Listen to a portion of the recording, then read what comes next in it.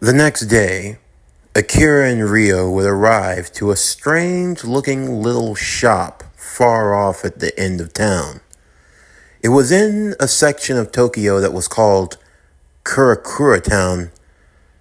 They had known about it, but they had never had any reason to go there. At least, not until now. As they arrived to the little shop, they saw that there was a boy and a girl sweeping the outside. The boy was antagonizing the poor little girl, shooting her with a water gun every time she had her back turned. The boy quickly learned his lesson when the girl, that seemed to be rather dissatisfied with the circumstances, came around and walloped him right in the face. Of course, this seemed to be like a hit that under any circumstances, it should have taken the boy's head off of his shoulders. But in a Looney Tunes sort of way, he just seemed to roll with the punches before responding with a karate chop to her own head. "Ow! That's what you get for punching me, Uryu! You kept spraying me, Genta! Oh, we have guests. Huh? And who are you supposed to be?" "We're looking for Mr. Urahara. Is this his shop?" "Depends. Who's asking? Are you the feds? Are you looking for taxes? We didn't do anything wrong. You'll never take us alive, damn it, and..." "We're not looking for any trouble. Your boss or whatever told us to be here." "Yeah, likely story. I mean, just look at them, Uryu. They look like a couple of freeloaders." Akira was starting to get a little annoyed, but then a large burly man would show up, knocking both the kids out. "Ow! Mr. Tasai! Ow!" "I'm terribly sorry about their behavior. Please, right this way. Go down to the hall, down to your right, on the furthest end. Everyone else is waiting for you." Akira and Rio would enter into the shop. As they followed the instructions that were given to them, they would soon arrive to the room where everyone from the previous night's excursion were already sitting and waiting. "Well, the guest of honor's finally arrived," Urahara would say. "Please have a seat and make yourself at home. Now that we're all gathered together," Urahara said with a wide grin, "I think it's time that we all, break the ice, get to know each other, and..." "This isn't a social call, Kisuke," Ishin said. "Oh, why you gotta be such a party pooper? And because we're under a tight schedule, don't you think? So rather than wasting time, I think we should just get started." "All right, very well then.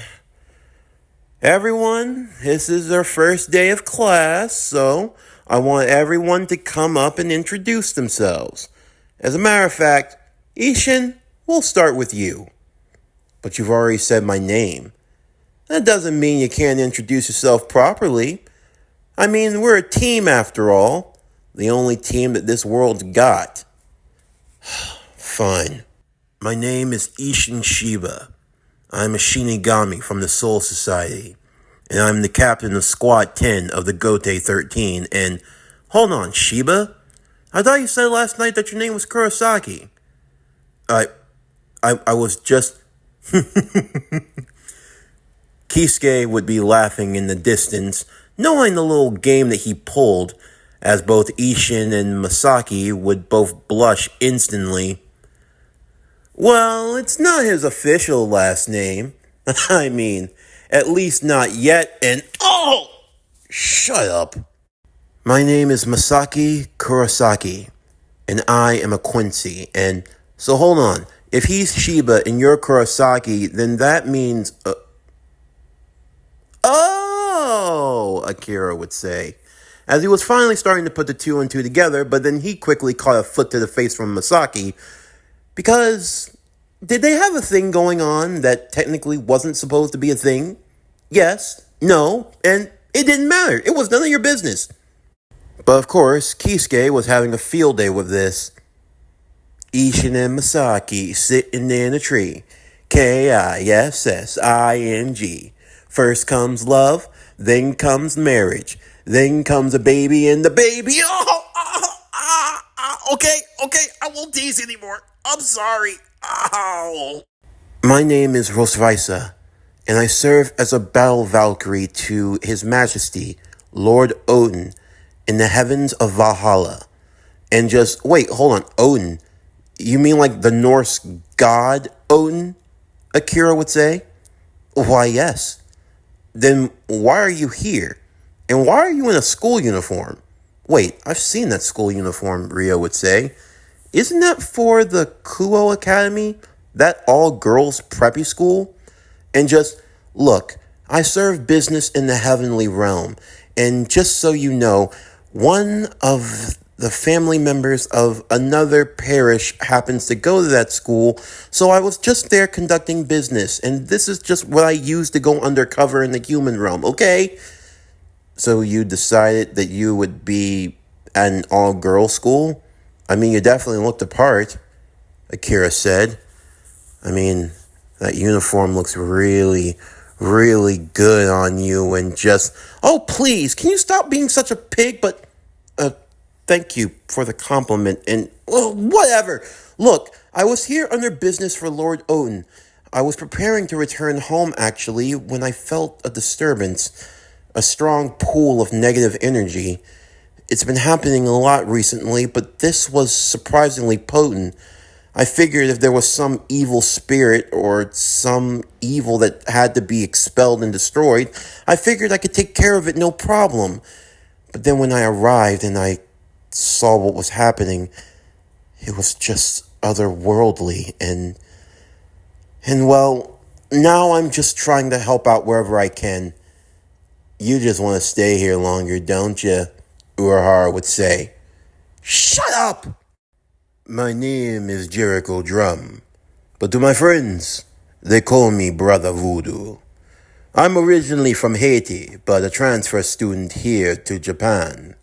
I go to a school for special individuals, Tokyo Metropolitan Curse Technical College. And what exactly is that supposed to be? Akira would ask.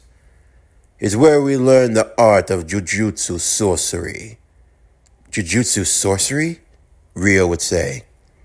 Yes, we battle against fierce creatures known as cursed spirits. Spiritual beings created from the negative emotions of humans. These can take on many great form and are graded on a power scale.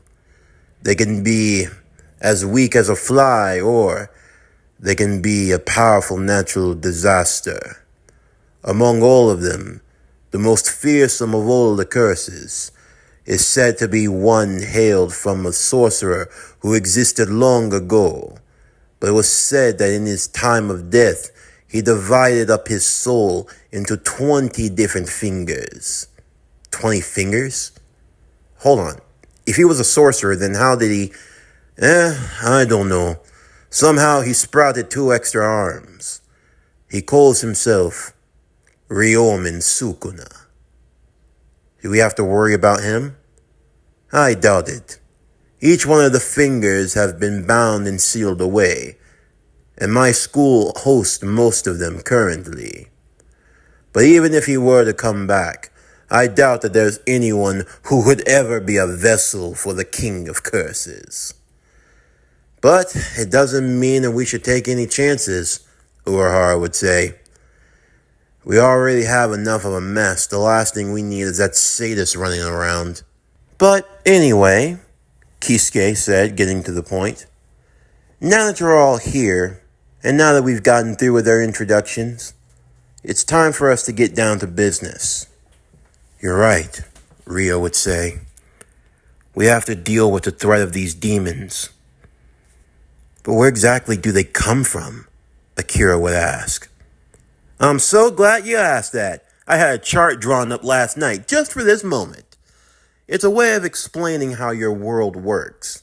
You two are new to all of this, and I imagine the rest of you know pretty much the basics of things, but for our new friends here, we're going to give them the full rundown. Kisuke would then pull down on a giant rolled up map on the backside of the wall, a little diagram in order to explain to Akira and Rio the true depths of the world that they lived in.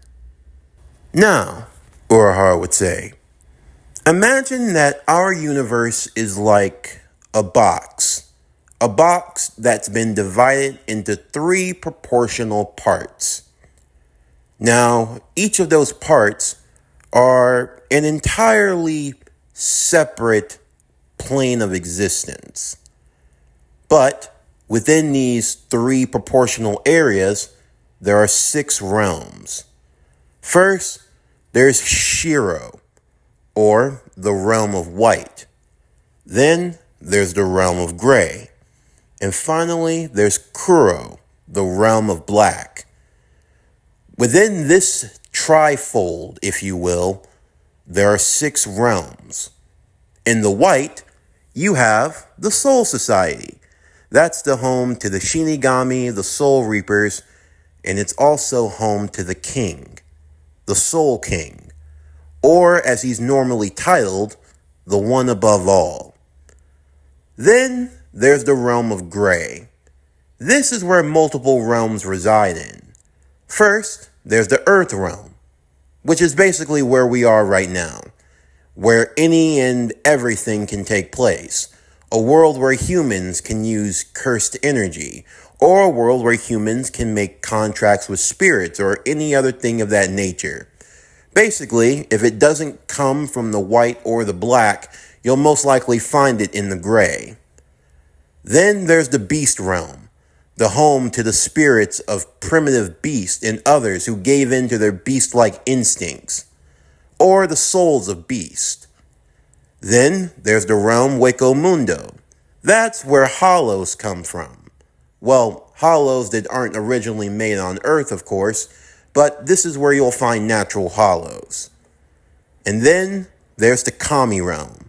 Ooh, I know this realm, Rosvisa would say. Yeah, Rosvisa.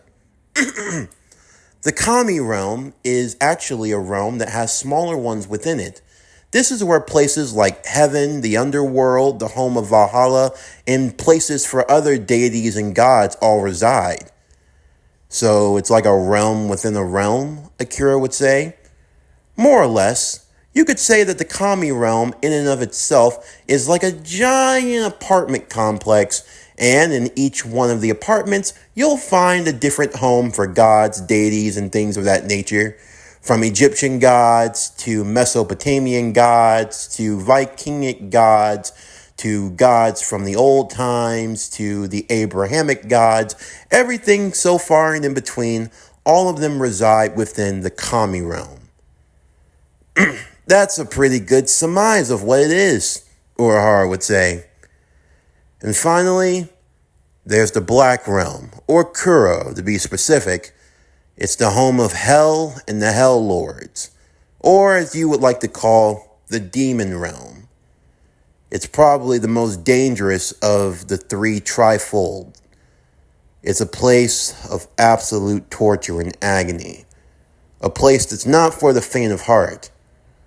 And it's said that the One Below All resides in this realm. Under no circumstances is he ever allowed to escape. How dangerous is the One Below All? Akira would ask. Let's just say that he and the Soul King, they serve as a way of balancing each other out.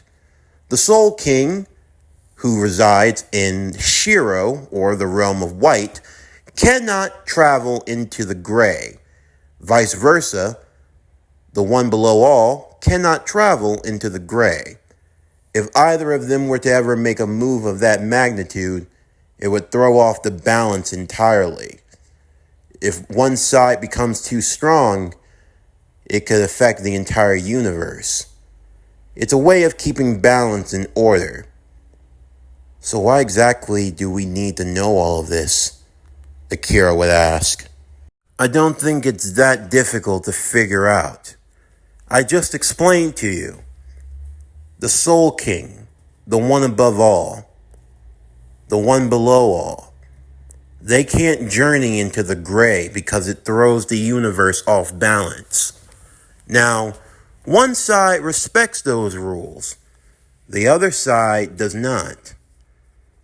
If Earth were to be overrun by demons, to be completely consumed and swallowed up by the locusts that are demons.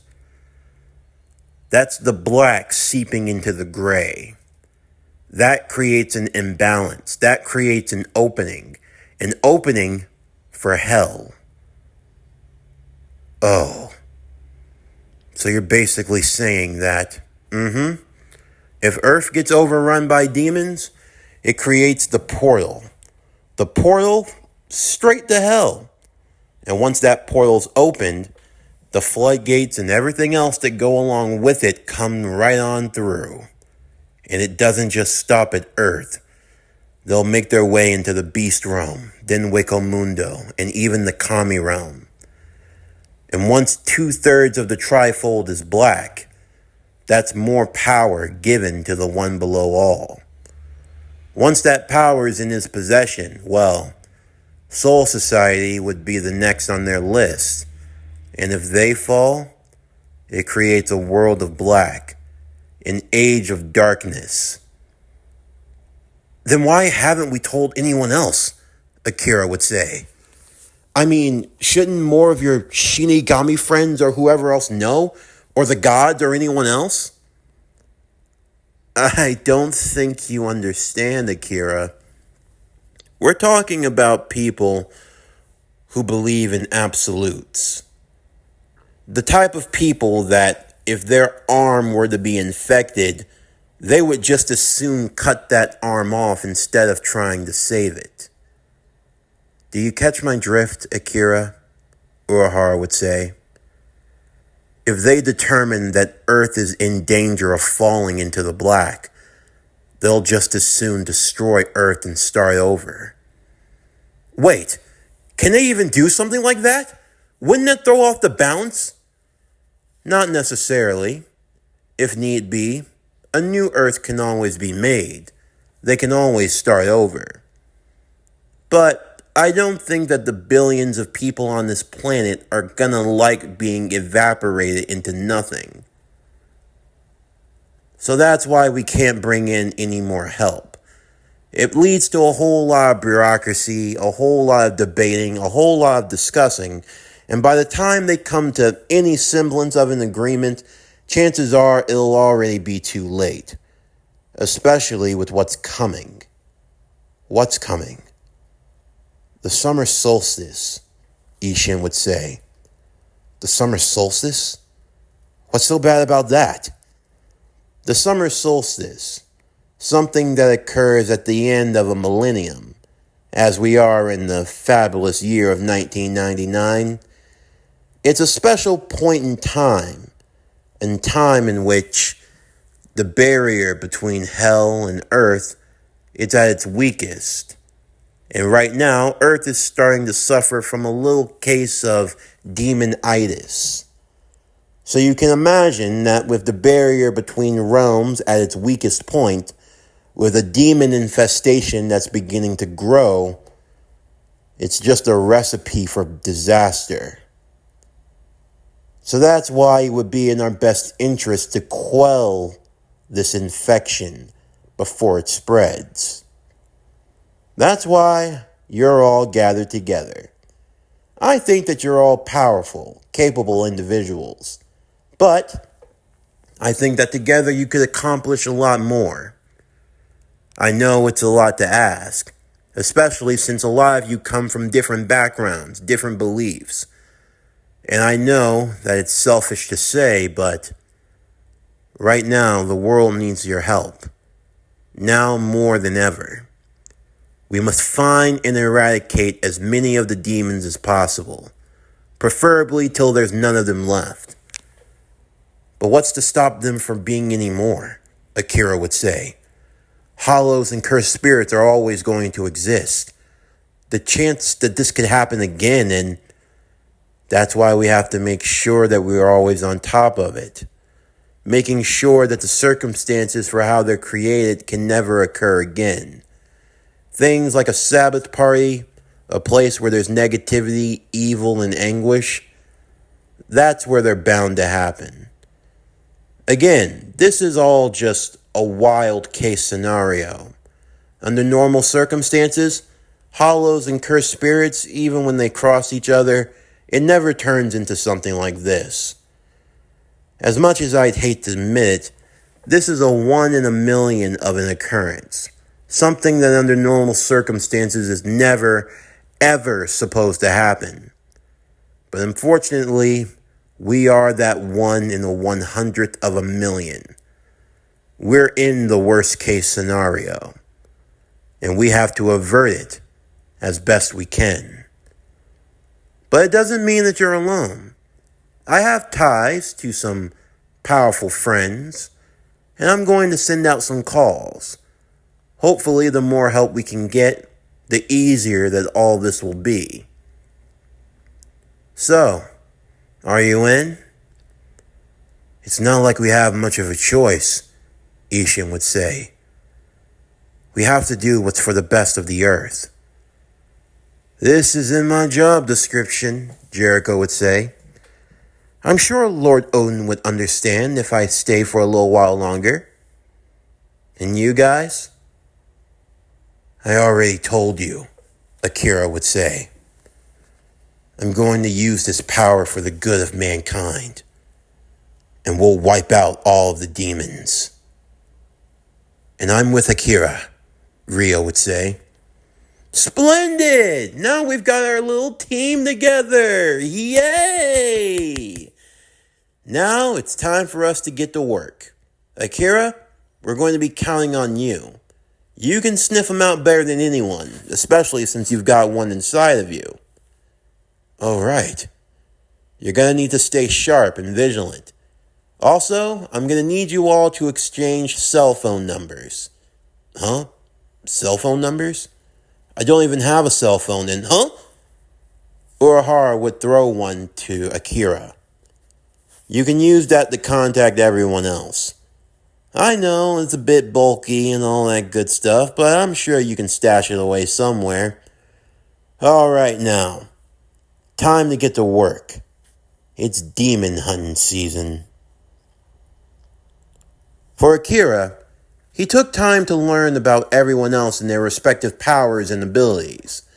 From that of the Shinigami that was Ishin, Masaki, the Quincy, along with Rosvaisa, her skill as a Valkyrie warrior, as well as her abilities in the mystic arts, and Jericho Drum, a skilled jujutsu sorcerer. I can teach you all a thing or two about cursed spirits if you like. They all come in different grades and powers. A grade 4 would be the weakest, followed by a grade 3. There's a semi-grade 2 and then a grade 2. Then there's a semi-grade 1 and then a grade 1. And then there's special grade 1 and finally a special grade. And I assume the special grades are the worst? Oh, absolutely. They cause a massive amounts of death. That's what my master is always telling me to stay prepared. So what exactly is cursed energy? More so taking negative energy, negative emotion, amplifying it and using it as a sort of technique.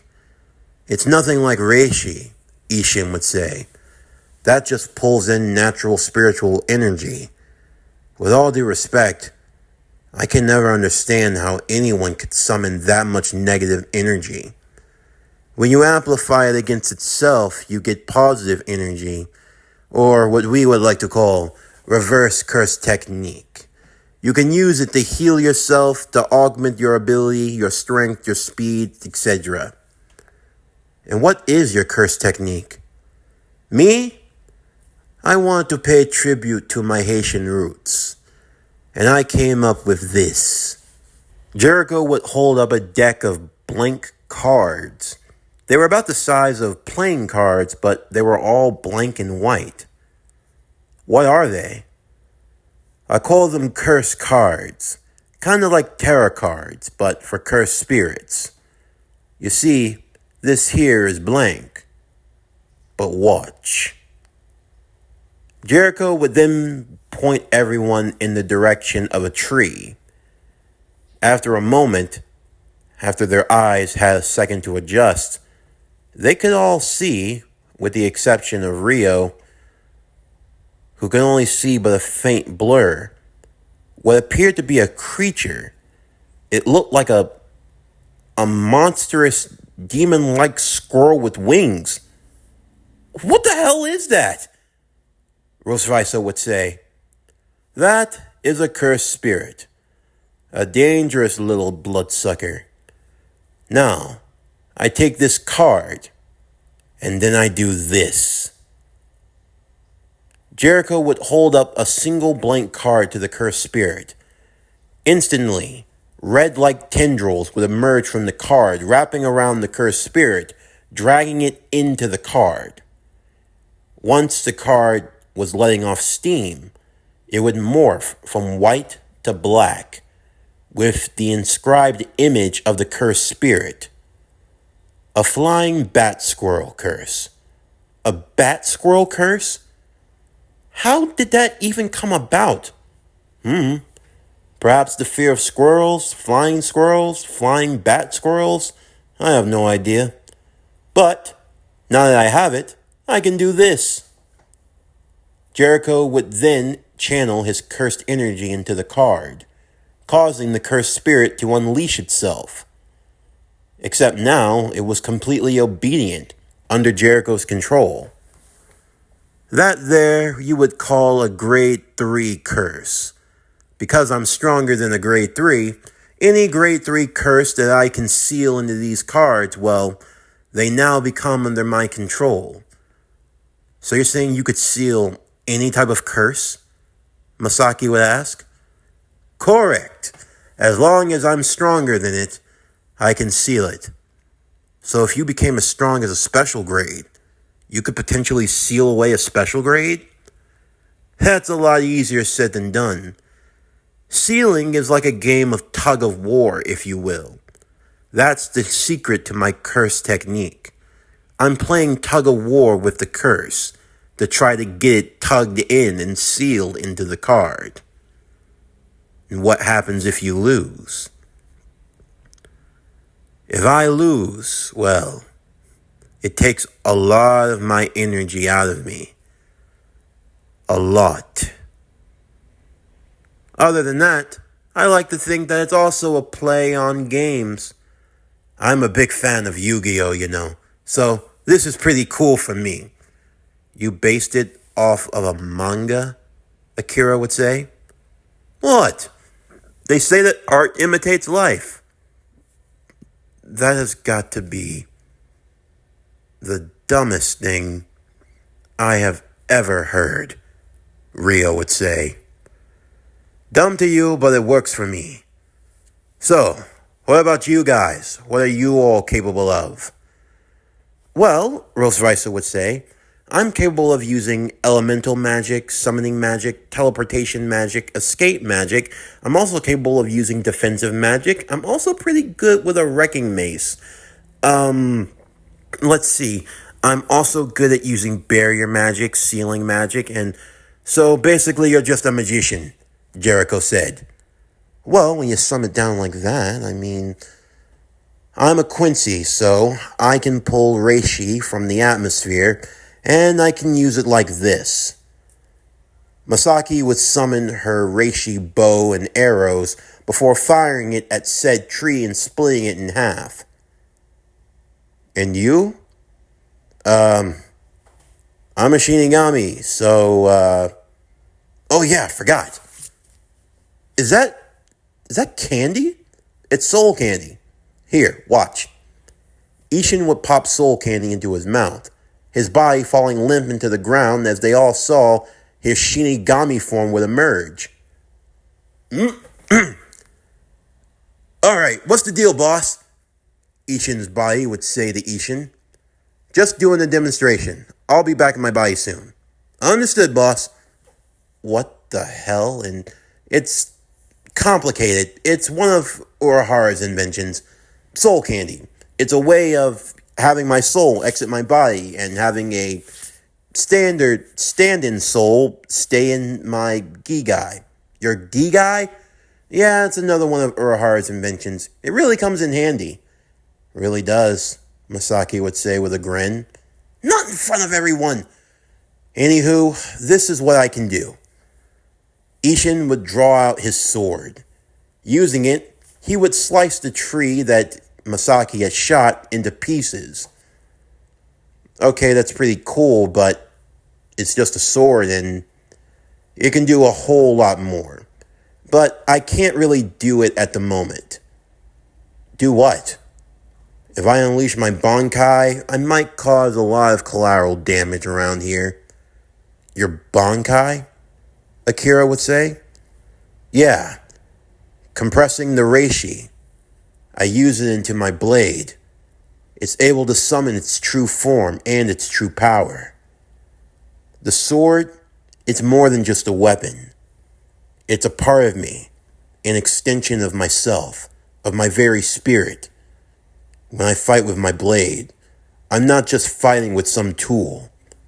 I'm fighting with someone else. Two souls that become one. That is the true essence of Bankai. Wow, so everyone here's got a nifty trick. What about you, Akira? What can you do? Well, I can't say if I've really gotten the hang of this, but we need to take that elevator, Akira said, pointing to a hotel. Elevator? After going into the hotel and going all the way to the roof, everyone watched as Akira was preparing to show off what he could do. Alright, I just gotta feel it. Alright, get loose, Akira, Rio would say. Don't do anything stupid. Oh, come on. You should have a bit more faith in me than that. What are you about to... Akira! Everyone watched as Akira threw himself off the top of the large scaling hotel, diving straight towards the ground below. Thankfully, there was no one else around to see what he was doing, what would have appeared to have been attempted suicide. And just a few moments later, he came flying back up, with what appeared to be bat-like wings, horns that sprouted from his head, his eyes that had grown feral along with his teeth, and his hands turning into light claws, along with a tail that sprouted from his waistline. So, what do you think? I think you're a madman. What if your powers didn't activate? Rio would say. Oh yeah.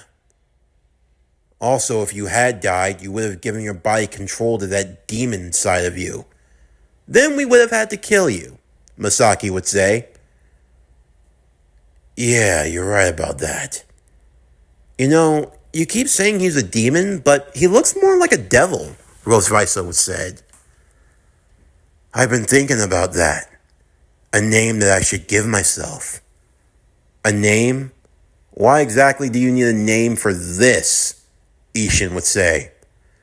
Because we're kind of like, I don't know, heroes, don't you think? We're banding together to save the world, to fight against evil, doing something that no one person could ever do alone. We're like Earth's mightiest heroes, and no. No, we're not doing the hero naming thing, and why not? We could be, I don't know, Rosvisa would say. How about we become, I got it. We could be the Avengers.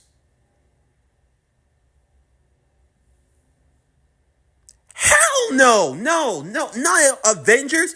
What exactly are we avenging? No one's even died yet. Yeah, why would we be Avengers? Come on, that's a stupid name, stupid ass name. Avengers, come on. Everyone, who's even hurt? Avengers? Oh yeah, we're Avengers. What are we gonna do? We're gonna run around and say Avengers assemble? Oh please, that is the dumbest thing I have ever heard. Well, safe to say, Rosvisa's plan had gotten shot down, but no one else was trying to come up with a name for this little group of theirs. We're not really a group. We're just trying to do the right thing and hopefully stave off a potential apocalypse, Ishin would say. So what do we do now? I don't know about you guys, but I gotta get home, Akira would say. But, I mean, you've got my phone, or this phone, so I figure we can all keep in touch. It would be a lot easier if you had a pager. Yeah, I can't really afford one of those. Don't worry, I'll get us straightened out, Rio would say. If we hear anything, we'll give you a call. Don't worry, we'll be there, Ishin would say. So, Masaki, want to go get ramen? Yeah, I could use something to eat. I'm going back home. Right. Well, I'll see you guys out there. And they all left, Rosaiso would say. I'm going back home. In the meantime, as Akira and Rio were preparing to turn in for the night, there were other developments that were quickly going at work. For Urahara, once all the children had left, he went to the phone to make an important call. It was to an old friend, someone who would definitely like to know about the developments that were taking place. A connect call to the United States in the city of Greentown, Massachusetts. Hello? Damien, how's it been if it hasn't been a day? Urahara? The one and only. You know what time it is over here, don't you? Can't this wait till later? I'm sorry, but I'm afraid it can't. It has to do with your son. Akira, what's the matter? Well, let's just say your son's made a new friend. A new friend? Yeah. How soon can you get here? I can be on the first flight. Why? What's going on, Urahara? Well, let's just say that we found the source of our little demon problem, and your son has made friends with one. They've become really close, like body to body close. You can't be serious. How the hell did he even get involved in something like this? I was just trying to... There's no way you could have stopped something like this. Especially given the boy's origins. It was bound to happen sooner or later, but damn it, Urahara! What's he doing now? I've got my eyes on him, keeping him close. But I figured you want to get back. It's been a while since you've seen him, right? Isn't it time you and him had a father and son talk? Kind of clear the air? You know why I can't come back. I've been busy. Yeah. But now it seems like your enemies have followed you home. I know. I'll be there on the first flight in the morning. Please, watch out for him. Don't let anything happen until I get back. You have my word. It had been 9 years since he last saw Akira. 9 years when everything changed in his life. When he lost the woman he loved, the mother of his only child. The day when he knew that he had to make that sacrifice. Since then, he had been traveling around the world, from the far corners of the earth, investigating every paranormal situation, fighting against countless foes in the dark. He was mankind's protector, the Dark Avenger, the son of someone maleficent. But instead of giving in to his darker nature, he used that power for the good of mankind. And now his son faced a similar trial. But he would not allow for his son to be consumed by the darkness. That was the role a father would play. Whatever you're scheming, Whatever you're trying to pull, Damien said, I won't allow you to succeed. You took everything away from me once, and I will never let you do it again. If you want my son, Mephisto, you will have to answer to me, and I will show you the true meaning of hell on earth.